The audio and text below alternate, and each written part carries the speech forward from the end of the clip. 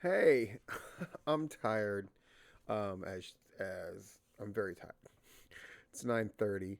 Um, I'm gonna go on full disclosure, which I'm gonna do tomorrow because I did a number of video things that I needed to do, um, and I decided to drop this last journal, and then I'm going to bed, and then I work. I'm gonna try to finish up the video project during my lunch, and tomorrow morning.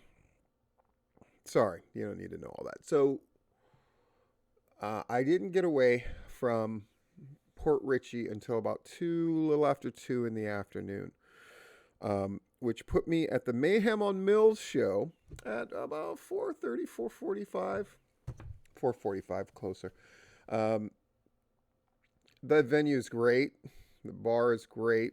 It's on the outside. The booths were cool. I was tempted to get the tacos they had that looked really really great, but I didn't. I'm going to talk through this Mayhem on Mill show. I may have time to write a report, but I probably won't. And I think the Mayhem on Mill show deserves that attention. ICW is super crazy deathmatch show, all that at the pawn shop. Talked about that yesterday. Mayhem on Mills is the artsy show. There is no show like it in Georgia. Let me make that clear. There's nothing even close to it. And I've always loved the sensibility. I think Dan and Teddy do a great job running that show. It is one of my favorite shows to go to. In Florida, it's ICW when they show up, but it's no peace for me. It's pro wrestling action. It's Mayhem on Mills. Those are the shows I truly enjoy and go out of my way to see every single time. It was Halloween Horror Fights 3. I'd say at their peak, they had a little over 150 people, which was amazing because there was a slow drizzle going on from the jump. And so all these people made the commitment of, we're going to go out there and there's a good chance it's going to rain. And it fucking rained. And it rained harder and harder and harder as the show went on. And they dealt with it. They took a couple of breaks where they would sweep the water out, hit it with a leaf blower, wipe down the ropes. They did everything they could, but everybody was slipping and sliding. It was scary.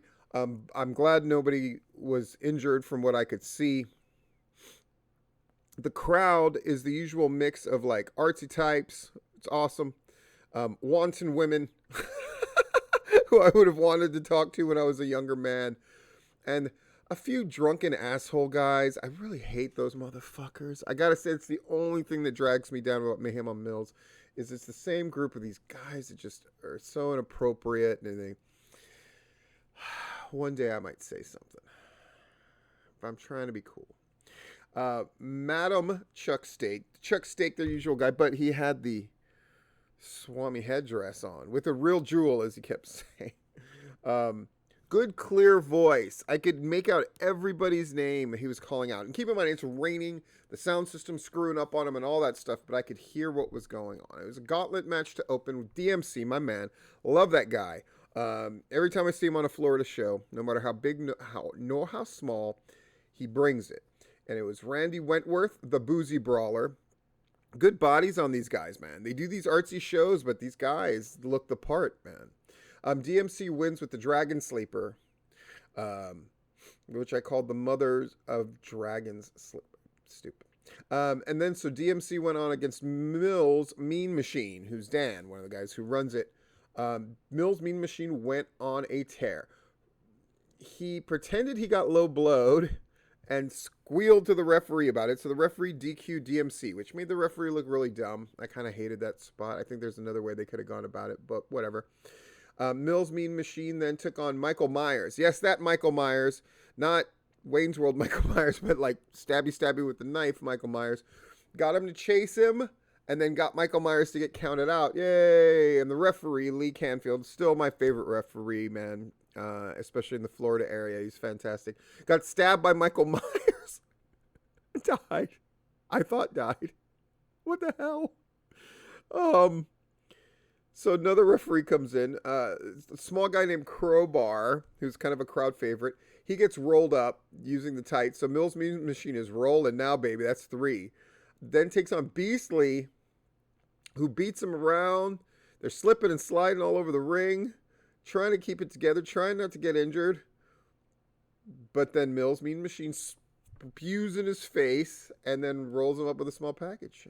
But then finally Pero comes out, the no-peace champion. He's got the no-peace title with him, which looks really good.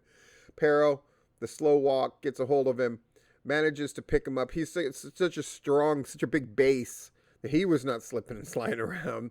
Picked up my man, slammed him down. He's the winner. So he's the number one contender, apparently. This is when they took one of those small breaks to sweep the water, leaf blow, tighten ropes. Handsome Man of Science, Teddy. Always love when he's in the shows. He brings a different thing. That device that he made that fit over his arm with the toaster at the end, everybody wanted to see him use it. So the gimmick was he's taking on Leon the Terrible. It's supposed to be from like a post-apocalyptic future. Monster type. Handsome Man of Science had 3 gimmicks. One was that toaster arm, which he ended up using, which was awesome. An elixir that made him strong, which he would take, this red elixir. So he powered up, beat him down for a little while until it wore off. And then this like liquid that made anything that hit it go slow.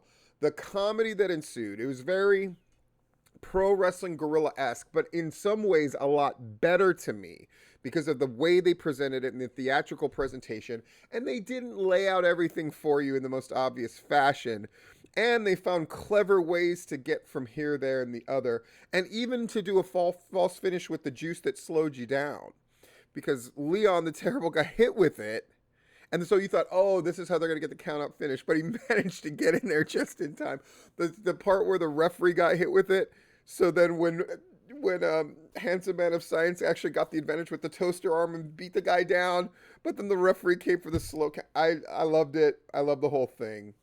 Then there was also a cool, like, wrestling-esque story, which was Handsome Man of Science was like, he poured out the red elixir, like, I'm not going to use this strength stuff. I'm not going to use anything. I'm going to win.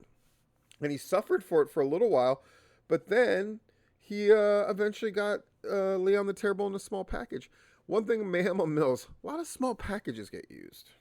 Just saying. Lee, the ref that was stabbed, comes, but he's got the bloody spot, the bandages, and he's holding his guts, but he's coming to referee. Tough dude. Chuckles the Clown against Dimitri. This is the one, they managed to handle the slick nature of the ring and everything else better than anyone. But of course, it started raining a lot harder once they got out of the ring. But they managed it. Dimitri, good looking, put together dude, man. Chuckles the Clown, he's got his routines down. They managed to pull off some pretty big moves, Blue Thunder Bombs and the like, and at the end, Dimitri caught Chuckles, who was trying to sunset flip him to get out of a move where he got picked up. But then Dimitri catches him, gives him the dead eye, boom, gets the pin. Then they did a seance for Bruiser Brody. You can see in the thumbnail, one of those pictures is gorgeous painting of Bruiser Brody. I kept asking about it. They threw a dude through it, but because it was canvas on the wood, I thought, maybe that's still okay, but then they're like, no, it broke. You saw the guy got thrown through it. I'm like, it's fucking fine. I fucking want it.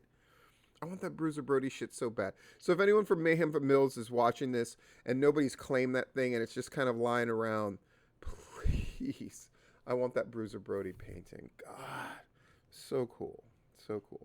In any case, they tried to do the seance, but Hunter Law, heel, shows up.